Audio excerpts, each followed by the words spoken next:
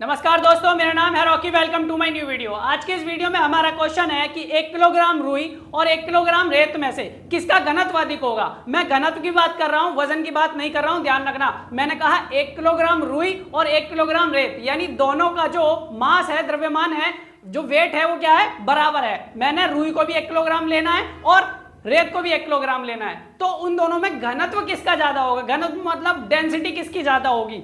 तो देखिए, बहुत इजी है और बहुत जरूरी भी है। तो कैसे समझेंगे इसको, आप ध्यान रखना। पहली बात तो यह है, इसका जो आंसर होगा वो होगा कि 1 किलोग्राम रुई और 1 किलोग्राम रेत में से रेत का घनत्व अधिक होगा। किसका होगा, रेत का। तो हमने यहां लिखा रेत का घनत्व अधिक होगा। अब कारण जानेंगे क्यों, यहां पे लिखा है ना, और क्यों, तो कारण क्या है, इस कारण को आप ध्यान रखना।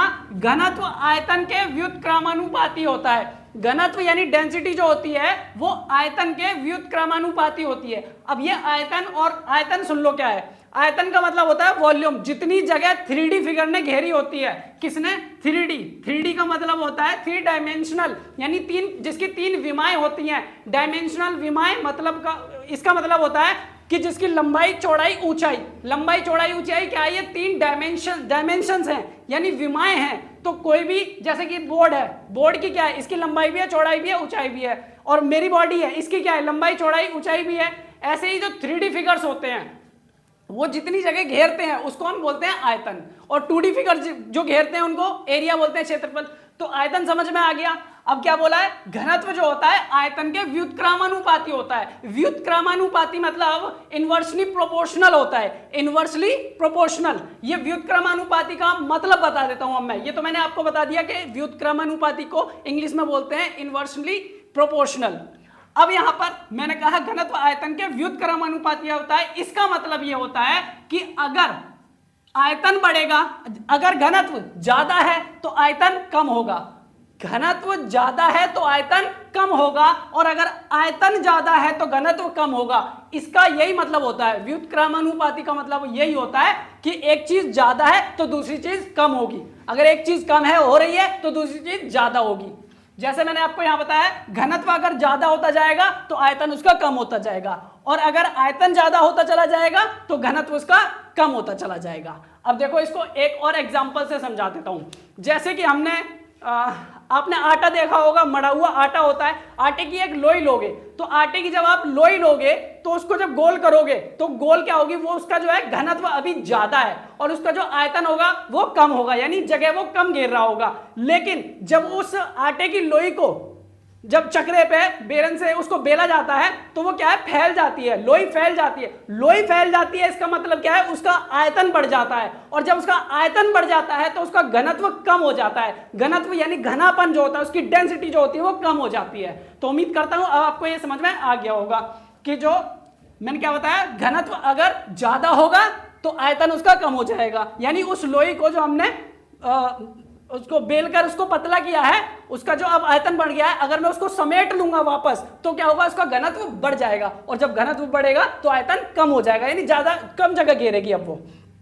तो ये समझ में आ गया कि रेत का, अब क्या क्या कहा था मैंने, 1 किलोग्राम रुई और रेत। अब देखो, यहां पर हमने रेत और रुई की बात करी है, किसी भी चीज की बात कर सकते हैं सेम मास वाले की। सेम मास मतलब एक जैसा, यानी समान द्रव्यमान। मास क्या होता है, मास होता है द्रव्यमान, हिंदी में द्रव्यमान बोलते हैं, इंग्लिश में मास बोलते हैं। अब ये मास या द्रव्यमान का मतलब होता है किसी भी चीज की जितनी उसकी क्वांटिटी है उसी को मास कहते हैं, यानी जो भी उसके अंदर जो चीज है वो उसकी क्वांटिटी है, वो उसका मास है, द्रव्यमान है। जैसे कि मैं इस मार्कर की बात करूं तो ये जो मार्कर है इसका जो मास होगा, यानी इसका जो द्रव्यमान होगा वो क्या है, ये जितनी भी जो भी चीज इसके अंदर है, जितना भी बना हुआ है, ये पूरा का पूरा इसका क्या है, अंदर से लेकर बाहर तक, ये इसका मास है, ये इसका द्रव्यमान है। तो जैसे मेरी बॉडी है, ये मेरी पूरी बॉडी है ना, ये मेरी पूरी बॉडी, जितना भी कुछ है मेरे बॉडी के अंदर बाहर जो भी है, तो ये सब क्या है, मास है मेरी बॉडी का, ये द्रव्यमान है। ठीक है, तो मास और द्रव्यमान जो होता है कहीं भी बदलता नहीं है। यूनिवर्स में कहीं भी चले जाओ, मास और द्रव्यमान नहीं बदलता है, एक जैसा ही रहता है।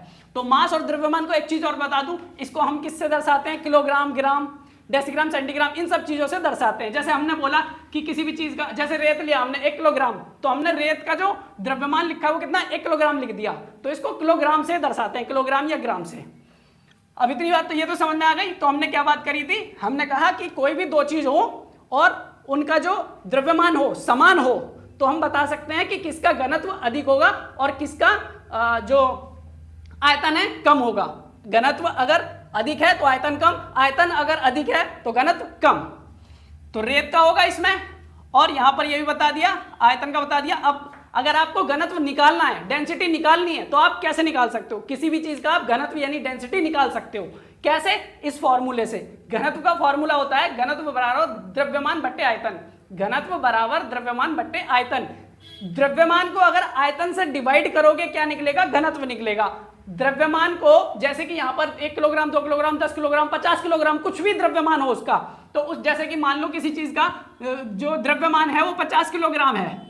इस 50 किलोग्राम को आप इस आयतन से, उस चीज का जितना आयतन है उससे अगर आप इसे डिवाइड कर दोगे तो इसका क्या निकल के आएगा? घनत्व निकल के आ जाएगा। तो समझ में आ गया होगा घनत्व कैसे निकालेंगे। और इस फॉर्मूले से आप 3 चीज निकाल सकते हो। क्या क्या? पहला तो घनत्व निकाल सकते हो। अगर आपके पास द्रव्यमान और आयतन है तो आप घनत्व निकाल सकते हो। अगर आपके पास द्रव्यमान और घनत्व है तो आयतन निकाल सकते हो। अगर आपके पास घनत्व और द्रव्यमान है तो आयतन, और घनत्व और आयतन है तो द्रव्यमान निकाल सकते हो। यानी इन दोनों तीनों में से 2 चीज दी है तो तीसरी चीज आप निकाल सकते हो। ये हिंदी में है, ये इंग्लिश में लिखा हुआ है density is equal to mass upon volume. यानी घनत्व को इंग्लिश में डेंसिटी, द्रव्यमान को मास और आयतन को वॉल्यूम बोलते हैं। इसको शॉर्ट में हम लिखते हैं D is equal to M upon V। तो ये था जो मुझे आज आपको समझाना था। उम्मीद करता हूं आपको ये समझ में आ गया होगा। तो फिर मिलेंगे अपनी नेक्स्ट वीडियो में एक इंटरेस्टिंग क्वेश्चन के साथ।